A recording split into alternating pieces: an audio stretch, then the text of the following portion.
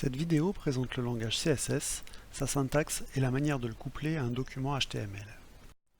Le langage HTML est fait pour structurer vos pages HTML, c'est-à-dire définir les titres, les paragraphes, les listes, les tableaux et tout autre élément caractéristique d'un document. Il sert également à décomposer votre document en différentes sections, mais en aucun cas les éléments HTML vous permettront de mettre en page votre document.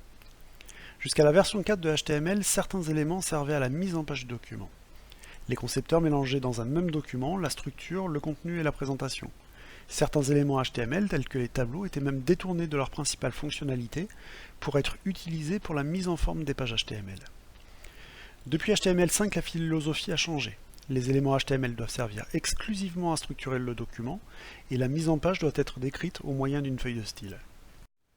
Le langage CSS, pour Cascading Style Sheet, est un langage de feuille de style.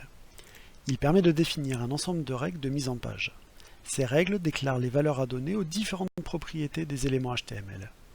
Il est ainsi possible de définir pour chaque élément du document ses propriétés telles que sa couleur, ses bordures, ses marges et tout autre élément de style.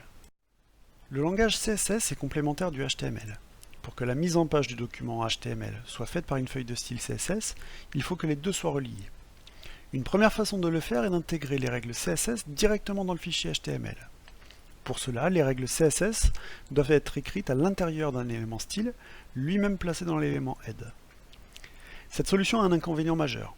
Généralement, un site web contient plusieurs pages HTML et chaque page est décrite dans un fichier HTML différent.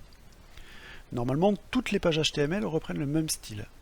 Dans ce cas, il faut donc recopier les règles CSS dans chaque fichier HTML et à chaque modification d'une règle, il faudra penser à effectuer la modification dans chaque fichier.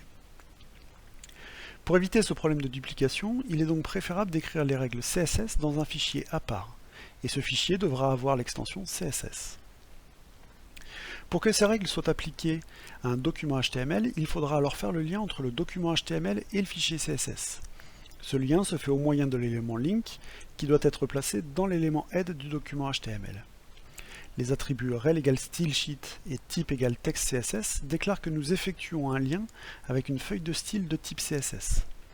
L'attribut href donne ensuite le chemin pour accéder au fichier CSS déclarant les règles à appliquer. Dans cet exemple, la feuille de style s'appelle styles.css et est située dans le même répertoire que le document HTML qu'il utilise. La syntaxe du CSS n'a rien à voir avec le HTML. Il s'agit simplement d'un ensemble de règles de présentation. Ces règles sont définies par un sélecteur, suivi d'un ensemble de propriétés placées entre accolades. Le sélecteur permet de définir quels éléments du document vont être impactés par ces propriétés.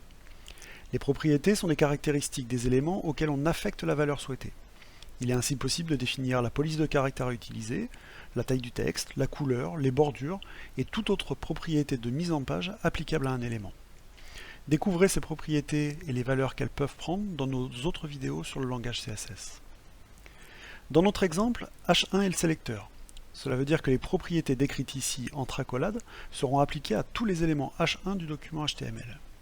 Padding est une propriété à laquelle on affecte la valeur 10 pixels.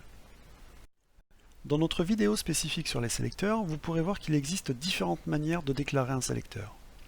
Un sélecteur ne fait pas forcément référence à un type d'élément du document HTML. Il peut faire référence à plusieurs types en même temps, ou au contraire se focaliser sur un sous-ensemble d'éléments appartenant à un type d'élément.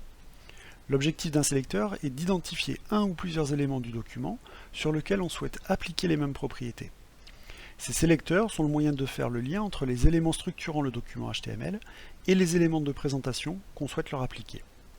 Pour résumer, voici un exemple avec des sélecteurs de type d'éléments, c'est-à-dire que chaque sélecteur fait référence à un type d'élément. Dans notre exemple, nous avons un document avec des titres de section, des titres de sous-section et des paragraphes représentés respectivement avec les éléments H3, H4 et P. Notre feuille de style CSS définit ici deux règles. Une pour les éléments de type H3, auxquels on souhaite mettre la couleur rouge, et une autre règle pour les éléments de type H4 pour lesquels on appliquera la couleur bleue. Le résultat affiché par le navigateur sera alors le suivant. Cette vidéo d'introduction au langage CSS est terminée. N'hésitez pas à poursuivre sur le langage CSS avec nos autres vidéos dédiées aux différents sélecteurs et propriétés définies en CSS. N'hésitez pas aussi à nous envoyer vos questions ou commentaires sur la vidéo à l'adresse petitboutdecode@gmail.com.